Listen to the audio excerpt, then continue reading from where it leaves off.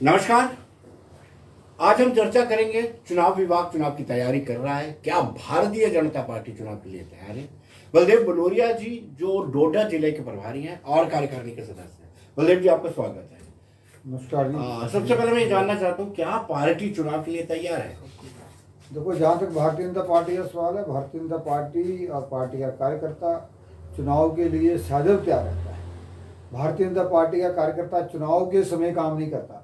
Bharatiya Janata party का कार्यकर्ता लगातार लोगों के बीच रहता है, लोगों के बीच काम करते हैं, चुनाव आते जाते रहते हैं, लेकिन पार्टी का कार्यकर्ता लोगों के लिए लगातार काम करता है। चुनाव कभी भी हो, भारतीय जनता पार्टी का कार्यकर्ता उसके लिए तैयार है। 50+ का स्लोगन क्या होलो स्लोगन नहीं लगता आपको? बिल्कुल 50+ इस बार होगा, हमें पूरी उम्मीद है। जिस तरह की भारतीय जनता पार्टी की पॉलिसीज हैं, लोगों के लिए जनहित जन कल्याण में जो काम कर रहे हैं, उनको देखते हुए इस बार 50+ होगा। इससे भी आगे जाएंगे और भारतीय जनता पार्टी की सरकार जम्मू कश्मीर के लोग बनाएंगे और मुख्यमंत्री जो है इस बार भारतीय जनता पार्टी का होगा। कौन सी जन कल्याण की पॉलिसीज की आप बात करते हैं? माइनिंग देखिए, आप लीकर पॉलिसी देख लीजिए, लोग त्राही त्राही कर रहे हैं। आप महंगाई इन्फ्लेशन रेट देख लीजिए। आप कौन से जन कल्याण की बात करते हैं कि लोग आपको वोट देंगे? आपको जो बात कर रहे हैं, जो दिन बातें आज हम बात करें तो जम्मू कश्मीर के हर आदमी को, हर बात जो रहने वाला जम्मू कश्मीर वासी है जी, उसको 5 लाख रुपए का सुरक्षा कवर दिया गया है, इंश्योरेंस कवर दिया गया है जी। उन लोगों से जाके पूछिए। आज जम्मू कश्मीर में लाखों लोगों को मकान बनाने के लिए जो प्रधानमंत्री आवास योजना है उसके लिए 2-2 लाख, 2.25 लाख रुपए, 1,67,000 रुपये मिला है, उनको जा पूछिए। ई श्रम कार्ड हर लोगों का बनाया गया है। पेंशन जो 200 रुपये महीना मिलती थी, लोग उससे परेशान होते थे और चंद लोगों को मिलती थी, आज वो पेंशन जो है 1,000 रुपये महीना मिल रही है। इस तरह और बहुत सारी स्कीम जो है लोगों के बीच गई हैं, लोगों को लाभ मिल रहा है। मुझे आप एक गुमराह करने वाली जो बात होती है, महंगाई बढ़ गई जी, वो हो गया, उसके भी अब चर्चा करें तो ये बड़ी लंबी डिबेट जाएगी। तो ठीक है, अगर कुछ महंगाई बढ़ी है, हम समझते हैं इस बात को, लेकिन आपको भी पता है कि कोविड काल से पहले जिस तरह सरकार ने निपटा है, जिस तरह सरकार ने कोविड की वैक्सीन सभी लोगों में फ्री वैक्सीन बांटी है, उन सब चीज़ों को देखते हुए, और जिस मजदूर को, लेबर को आप 300 रुपये देते थे, आज उसकी दिहाड़ी भी तो 600 रुपये आ रही है। सब चीज़ों को देखते हुए बलोरिया साहब, आपने यह कहा कि उनसे पूछे जिन्होंने इलाज कराया, जिनका 5 लाख रुपए भी हो, क्या उनसे नहीं पूछा जाए जो सड़कों पर है डेली वेजर 80,000 के करीब? क्या उनसे नहीं पूछा जाए जिन्होंने फाइनेंस अकाउंट असिस्टेंट के एग्जाम दिए, लिस्ट निकली और चॉइस करने की तैयारी की? क्या उनसे नहीं पूछा जाए जो सब इंस्पेक्टर में धांधलियां की जाए? ये सवाल भी आपसे पूछे जाएंगे। बिल्कुल हर बात का जवाब देने को तैयार है, लेकिन आप बोलेंगे भारतीय जनता पार्टी की ही सरकार है, वही सब कुछ कर रही है, ऐसा नहीं है। आज सरकार जो है एक गवर्नर साहब चला रहे हैं, ठीक है, आप बोलोगे कि गवर्नर साहब भी भारतीय जनता पार्टी के हैं, तो आपको ये पता है? ऐसा नहीं है। ये तो आपको पता है। गवर्नर जो है वो एक संवैधानिक पोस्ट है, वो एक ब्यूरोक्रेसी सिस्टम से है, वो भारतीय जनता पार्टी का नहीं होता, वो सभी का है। और जैसे आपको पता होना चाहिए जो करप्शन हुई है, जैसे सब इंस्पेक्टर की लिस्ट कैंसिल की है, अब डेली वेजर की बात करते हो। डेली वेजर का मसला जो है, मैं दो बातें बताऊँगा आपको। एक तो जब भारतीय जनता पार्टी की कोalition सरकार बनी तो इस पीरियड में हमने एक भी डेली वेजर नहीं लगाया, और कांग्रेस और ये पिछले सरकारें रही एनसीपीडीपी की, इन्होंने घटोले किए हैं, करप्शन की है। 500 रुपये की कौन सी एम्प्लॉयमेंट होती है, 1500 रुपये की कौन सी एम्प्लॉयमेंट होती है? इन लोगों ने अपने घरों में ये लोग रखे थे बहुत सारे, और कुछ लोगों ने काम भी किया है। लेकिन डेली वेजर उम्मीद छोड़ दे कि भाजपा को पक्का करने वाले नहीं है। मैं बहुत कहा कर, फिर भी भारतीय जनता पार्टी ने आज इनके साथ समर्थन करती है, बहुत सारे लोगों को पक्का किया है, इनके लिए बन रहा है, गवर्नर साहब से भी मिले हैं। मुझे लगता है कि इनका मसला भी भारतीय जनता पार्टी ही हल होगी, वही इनके सपोर्ट में खड़ी है और कोई पार्टी इनके सपोर्ट में खड़ी नहीं है। मुगालते में रखते हैं बलदेव जी, आप भी बड़े मंजे हुए सियासतदान हो गए। आप देखिए ना, अब आप तो कोड अगर यासीन मलिक को सजा सुनाती है, उम्र कैद, तो उसका भी आप क्रेडिट ले लेते हैं। तो जब इधर यहाँ पे एलजी प्रशासन कोई बड़ा फैसला लेता है तो भी आप क्रेडिट ले लेते हो, फिर कहते हैं कि एलजी संवैधानिक पद है, ये भाजपा से ताल्लुक नहीं रखते हैं। नहीं, आप क्या कहते हैं, भाजपा के गवर्नर से जो है वो सबका है। देखिए यूनियन किसी पार्टी का नहीं होता। जब वो इस पोस्ट पे आते हैं, चाहे कुछ भी रहे, भारतीय जनता पार्टी के वो कार्यकर्ता रहे हैं, कोई शक नहीं इसमें। वो एक मंत्री रहे हैं, बट आज वो गवर्नर हैं, आज वो सबके हैं, आज वो बिना किसी पार्टी के सबके लिए काम करते हैं, जम्मू कश्मीर के लिए काम करते हैं। और ऐसी बात नहीं है, और ठीक है कि दिक्कत भी है, ब्यूरोक्रेसी कुछ काम ऐसे कर देते हैं। आज मैं बड़ा ठीक ढंग से कहता हूँ, इसमें कोई मैं कहने में कोई हिचक नहीं करूँगा कि आज भी ब्यूरोक्रेसी में कुछ लोग ऐसे बैठे हैं, वो नहीं चाहते कि भारतीय जनता पार्टी को भी खराब करने में बैठे हैं, इस सिस्टम को भी खराब करने के लिए बैठे हैं। पिछली सरकारों के एजेंट के रूप में कुछ लोग बैठे हैं, कुछ ऐसे काम कर जाते हैं जिससे सबको बदनामी होती है। मुझे लगता है समय लगेगा, ठीक हो जाएगा। बलदेव जी, तिरंगा फहराने में कोई दिक्कत नहीं है क्योंकि आपकी आदत है पोलराइजेशन करने की, लेकिन तिरंगे के 20 रुपए मांगेंगे, ये भी किसी ब्यूरोक्रेट ने किया है? नहीं, किसने कहा 20 रुपए मांगे? एक बकायदा ऑर्डर है, मैं आप दिखाऊंगा, फिर आपको अच्छा नहीं लगेगा। दिखा दूंगा तो फिर मैं आपको बात करता हूँ जी। जब हम तिरंगा लेके, मैं अपनी बात करता हूँ, जब आप हम उस ऑर्डर की बात कीजिए ना, मैं उसी बात पे तिरंगा जो है, जब तिरंगा हम लेके आते हैं, यहाँ रखते हैं, तो लोगों की लाइन लग जाती है, तिरंगा हमें चाहिए, तिरंगा हमें चाहिए, मुझे तिरंगा दो, मुझे तिरंगा दो। इस बार सरकार ने ऑर्डर किया है कि हर घर के ऊपर तिरंगा चढ़ना चाहिए। क्या जबरदस्ती है? जबरदस्ती नहीं है, तिरंगा चढ़ाने से लोग देशभक्त बन सकते हैं क्या? ऐसे दिनों में देशभक्ति तिरंगा चढ़ाने में इतराज किया, इतराज तो नहीं है, ठीक नहीं है, है, चाह रहे हैं तो हम 20 रुपए पर इतराज है। आप स्कूली बच्चों को कह रहे हैं कि 20-20 रुपए जमा कराइए तिरंगा। स्कूली बच्चों को नहीं, 20 रुपए का है, जिसको अपना लेना है वो अपना ले ले, जिसको चाहिए उसको 20 रुपया मिलेगा। इसकी ब्लैक मार्केटिंग ना हो, ऐसे 20 का तिरंगा जो है वो 200 का ना बेचे, उस चीज को ध्यान में रखते हुए किया गया है।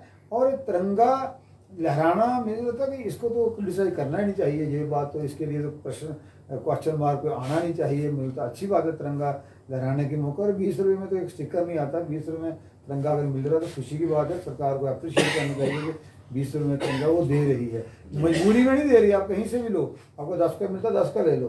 तो वो मुझे लगता है कि इसके ऊपर तो सियासत वाली बात हो गई। बलदेव जी, राजनाथ सिंह के साथ जो बीजेपी के बड़े नेताओं की मीटिंग हुई, आप भी शायद उसमें शामिल हुए, और उस मीटिंग में ये मुद्दा उठा था कि अफसरशाही हमारी नहीं सुन रही। क्या वाकई में ऐसा है? भाजपा के बड़े नेताओं को भी अफसर नहीं सुन रहे हैं? नहीं, कहीं कहीं ऐसा, मैंने कहा ना आपको पहले, आज जो ब्यूरोक्रेसी है, वो ब्यूरोक्रेसी शासी लोग हैं, वो नहीं सुनते, नहीं काम करते, बेलगाम है। इस जम्मू कश्मीर को एक पॉपुलर सरकार चाहिए। जब पॉपुलर सरकार होगी तो पॉपुलर सरकार में लोग मंत्री के पास जाते हैं, एमएलए के पास जाते हैं, वो कोई काम करते हैं, होते हैं, इलेक्टेड रिप्रेजेंटेटिव के पास आते हैं। आज लोग किसके पास जाए? और बहुत सारे हमारे हैं इलेक्टेड लोग हैं, उनको जब बोलते भी हैं तो कहते हैं कि हमारी सुनते ही नहीं, सही बात नहीं मानते हैं, बेलगाम है।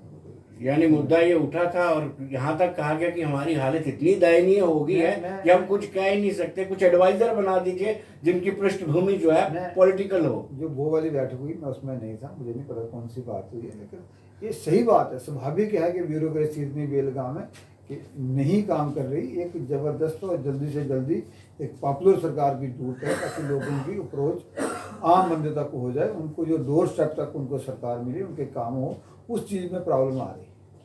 आप डोडा जिले के प्रभारी हैं, डोडा को लेकर के क्या रणनीति है? वहाँ कैसे वोटों का ध्रुवीकरण करना, जो आपकी आदत है भारतीय जनता पार्टी? देखो, आप जब ध्रुवीकरण की बात करते हो तो हमें लगता है कि ये पुराना कांग्रेस का नारे वाली बात है। भारतीय जनता पार्टी की सरकार वैक्सीन दे रही है, उसने कभी नहीं पूछा हिंदू को देनी, मुस्लिम को देनी, तो किसी को नहीं देनी। जब हम मकान के लिए पैसे देते हैं तो हमने कभी जात नहीं पूछी, धर्म नहीं पूछा। अगर हम किसी को 5 लाख का सुरक्षा कवर दे रहे हैं तो वो हमने कभी किसी को नहीं पूछा कि ये कौन है, इसकी जाति क्या है, इसका धर्म क्या है। तो ध्रुवीकरण कैसे हो गया, मुझे कुछ समझ नहीं आती।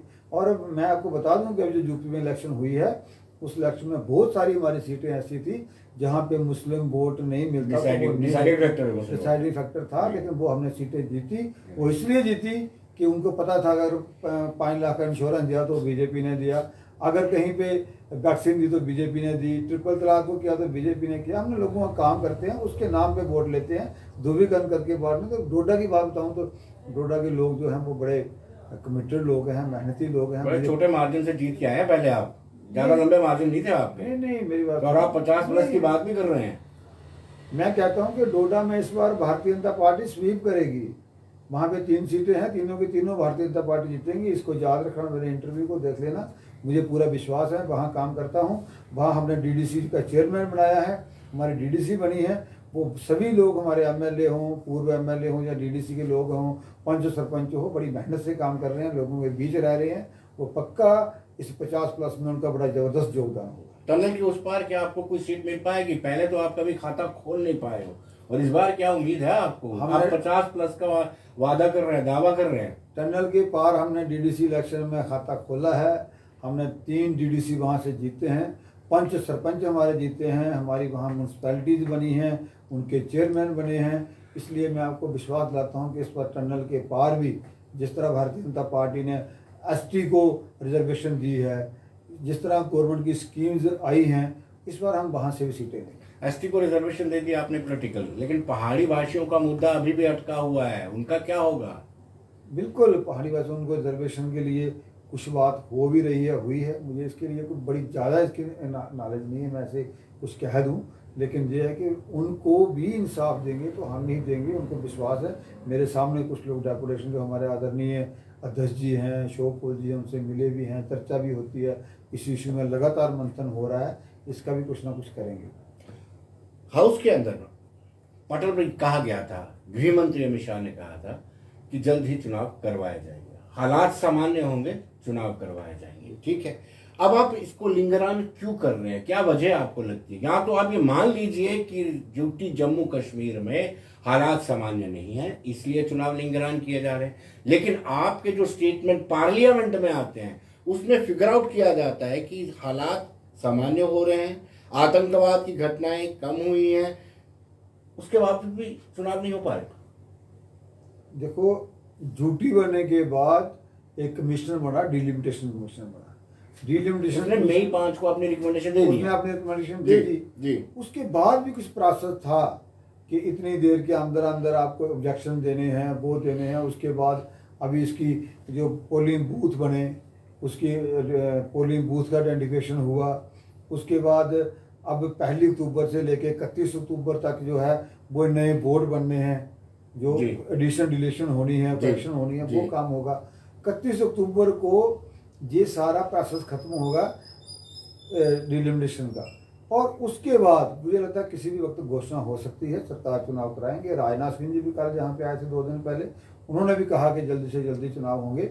इसलिए आप ये नहीं कह सकते कि इसको हम लिंगरान करने चाहते हैं। नो डाउट कि इस हालात की बात नहीं है, पहले से हालात सुधरे हैं, चुनाव होंगे और चुनाव जल्दी से जल्दी सरकार। देरी का कारण क्या है? जो बीजेपी की बी टीमें हैं उनको सक्रिय कर रहे हैं घाटी के उस पार, पीपल्स कॉन्फ्रेंस और अपनी पार्टी उनको सक्रिय कर रहे हैं। आप तो फिर चलो वही बात कर रहे हो, बट ऐसा नहीं है। मैं आपको पहले बताया कि एक प्रोसेस है, इससे पहले जो चीज़ें करना पड़ती हैं, जो सेगमेंट हैं उनके पोलिंग बूथ अलग अलग करने थे, उसका टाइम लगा। उसके बाद इन्होंने इसके जो सारे डिलिमिटेशन को नोटिफाई करना था, उसका कोई प्रोसेस होता है कि इतना टाइम, वो सारा प्रोसेस समय बाद चल रहा है और बहुत तेज़ी से चल रहा है। और 31 अक्टूबर को ये सारा ख़त्म हो जाएगा। 31 अक्टूबर के बाद फाइनल रोल जो है वो पब्लिश हो जाएंगे। उसके बाद ये इलेक्शन कमीशन है वो नोटिफाई करेगा। ये ऑटोनमस बॉडी डिलिमिटेशन जो हुआ है उसको लेकर के भी विपक्ष का कहना है कि ये संघ कार्यालय में या त्रिकुटा नगर में डिसाइड किया गया था, कौन सा पोर्शन किस जगह पे सेट करना। क्या कहेंगे विपक्ष वाले? उनके पास कहने के लिए कुछ है नहीं, उनको कोई कहते हैं तो फिर ईडी पकड़ लेती है। अगर कुछ बोलते भी हैं तो आप दबोच लेते हो। आपको ईडी क्यों नहीं पकड़ती? आप बड़े इंटरव्यू लेते हो, इतना कुछ बोलते हो, क्यों नहीं पकड़ती? आपके पास कुछ है ही नहीं। जहाँ होगा छोर की दाढ़ी में तिनका होगा, वहाँ ही नजर जाएगी। कुछ तो कुछ होता है तो तभी ईडी आती है। ईडी भी एक ऑटोनमस बॉडी है, वो अपना काम करती है। लेकिन ठीक है, जितना दुरुपयोग इन संस्थाओं का कांग्रेस ने अपने टाइम पे किया है, शायद किसी ने नहीं किया है। चुनी हुई सरकारों को उन्होंने गिराया है, बहुत कुछ किया है, आपके सामने है। भारतीय जनता पार्टी लोकतंत्र तरीके से देश में सरकार चला रही है। वो बलदेव जी, आपने देखा होगा मध्य प्रदेश में क्या किया आपने, महाराष्ट्र में क्या किया, पूरी क्लीन स्वीप भी करा दिया आपने। नहीं। आप ऐसी वॉशिंग मशीन है जो आपसे ज्वाइन करता है आपको, वो दूध का दूल्हा हो जाता है। नहीं, ऐसा नहीं है। मैं बताऊँ आपको, मध्य प्रदेश में उनको अपने ही लोग छोड़ के चले गए, अपनी घर की लड़ाई से छुड़वा देते हो, आप मजबूर कर देते हो, आप मजबूर कर देते हो। नहीं, ऐसा नहीं है। ये तो कांग्रेस की भाषा है। वो कहते हैं कांग्रेस वाले कि ईडी आ गई जी, उसके डर से गया। अपना घर संभालो ना। तो अपना घर नहीं संभाल पा रही कांग्रेस। उनको पता है कांग्रेस एक डूबता हुआ जहाज है, इसमें रहेंगे तो बस हम भी डूब जाएंगे। छोड़ के आ रहे हैं बाहर, वही साहब शिवसेना का हुआ। शिवसेना की आइडियोलॉजी आप भी जानते थे, प्योर हिंदू आइडियोलॉजी थी, वो किन लोगों के साथ रही, वो घुटन महसूस कर रहे थे, वहाँ से निकले हैं। ये हालात ऐसे हैं। वो लोग बीजेपी ने तो पहले कहा हमारा इससे कोई लेना देना नहीं, लेकिन कुछ चीज़ें ऐसी हो रही हैं, वो उससे हम क्या कर सकते हैं। बीजेपी को दोष दें, घर अपना टूट रहा है, लड़ाई अपने घर में है, और दोष आप बीजेपी को दे रहे हो, ये तो गलत बात है। सपोज बलदेव जी, अगर चुनाव होते हैं और आपकी जो सरकार है वो नहीं आती है, आपकी विचारधारा से अलग सरकार आती है, वो सरकार हाउस के अंदर कोई रेजोल्यूशन पास करती है कि जो 5 अगस्त 2019 को हुआ है वो गलत हुआ है, तब क्या परिस्थितियाँ और स्थितियाँ रहेंगी? विनोद जी, मैं आपको बड़े दावे से कहता हूँ, ये अगर वाली बात नहीं है। लोगों को, कश्मीर के लोग भी शांति चाहते हैं, विकास चाहते हैं, लोग चैन से बैठना चाहते हैं, उनको ऐसा मौका मिला है। अमरनाथ यात्रा चल रही है, टूरिस्ट आ रहा है, इस बार बहुत ज़्यादा टूरिस्ट कश्मीर में आया, उनका बिजनेस चला। वो कभी नहीं चाहेंगे कि ऐसे लोग सरकार में आए, ऐसे लोगों की सरकार में आए जहाँ हुर्रियत का कैलेंडर चले, जहाँ पे साल साल बिजनेस बंद रहें, अमरनाथ यात्रा न चले।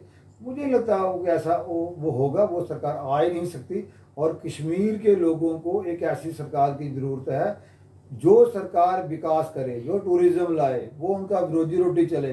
बड़े चंद लोग हैं जो लोग इस आतंकवाद को और अलगाववाद से साथ जुड़े हुए हैं। उन लोगों को जब इलेक्टिव पॉलिटिक्स आएगी तो वो बड़े दूर हो जाएंगे। इसीलिए तो उन्होंने बंदूक पकड़ी है कि वो लोगों के लीडर है ही नहीं। जी, लेकिन एक मरतबा फिर जो पीपल्स डेमोक्रेटिक पार्टी है और नेशनल कॉन्फ्रेंस है, एक मरतबा फिर वो पेनिट्रेट कर रही है कश्मीर के बीच में और कह रही है कि वो 370 और 35 से वापस लाएंगे।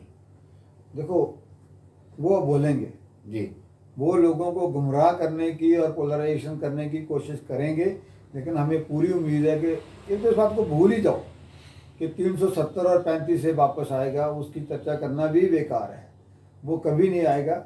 और वो लोग इसी नाम पे लोगों को गुमराह करेंगे, लेकिन कश्मीर के लोग भी बड़े सियाने हैं, समझते हैं, एडवांस लोग हैं, हम उनकी सोच हम समझ सकते हैं। उनको पता है कि जो बातें कह रहे हैं ये पूरी एक राजनीतिक बातें हैं, ये धरातल पे उतरने वाली बातें नहीं हैं। हमारी चर्चा भी उन लोगों से साथ होती है।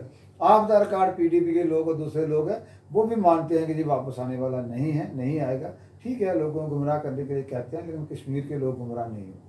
बलदेव जी, आपके मुंह से पोलराइजेशन वर्ड बड़ा अच्छा लगता है। आप कह रहे हैं कि वो लोग पोलराइजेशन कर रहे हैं, आप कहीं कम छोड़ते कमी रखते हो? नहीं, कहाँ कर रहे हैं बताओ ना। हम तो ऐसा सबका साथ, हमारा एक नारा है सबका साथ सबका विकास, सबका प्रयास जो है और सबका विश्वास की हम बात करते हैं, हमारा ये नारा है। पोलराइजेशन वाली तो बात ही नहीं, उसमें तो कोई। अब लोगों को समझ आ रहा है कि भारतीय जनता पार्टी जो कम्युनल कम्युनल कम्युनल कह के भारतीय जनता पार्टी को बदनाम किया था, आज लोगों को पता चला है कि भारतीय जनता पार्टी ही सही सेकुलर पार्टी है। लेकिन अब यहाँ पर क्या स्लोगन रहेगा अगर चुनाव होते हैं तो? सबका साथ, अब की बार भाजपा सरकार, या 50 से पार? 50 पार तो हो गई, तभी तो आएगी सरकार। ये गुमराह नहीं करते हैं आप? क्यों गुमराह करते? फिर बाद में आप कहेंगे कि ना नोमन तेल होगा ना मीरा नाचेगी। देखो मेरी बात सुनो जी, भारतीय जनता पार्टी को कहती है वो करती है। भारतीय जनता पार्टी ने 1951 में पालमपुर में एक रेजोल्यूशन पास किया था कि जम्मू कश्मीर में 370 तोड़ेंगे, 35 तोड़ेंगे, जब देश की जनता उसको मेजॉरिटी देगी तोड़ेंगे। और आके 2019 में तोड़ा, जी, 19 में तोड़ा। तो मंदिर का भी जिक्र किया, मंदिर का निर्माण था। हमारा मैनिफेस्टो में जो बातें होती तो अपोजिशन लोग बात करते थे, भारतीय जनता पार्टी का मैनिफेस्टो क्या होगा, राम मंदिर बनाएंगे 370 तोड़ेंगे, राम मंदिर बनाएंगे डेट नहीं बनाएंगे। जी हमें क्वेश्चन पूछते थे कब तोड़ोगे, हमने किया। इसी तरह अब आपका अगला लक्ष्य है कांग्रेस मुक्त भारत, और उसके लिए आप सभी एजेंसियों का इस्तेमाल कर रहे हैं। Income tax, CBI, ED. ऐसा नहीं होता। कांग्रेस मुक्त तो लगभग हो गई है बात जी, अंतिम चरण में ये है। अब हमारा लक्ष्य है कि जम्मू कश्मीर को पूर्ण जम्मू कश्मीर बना जी।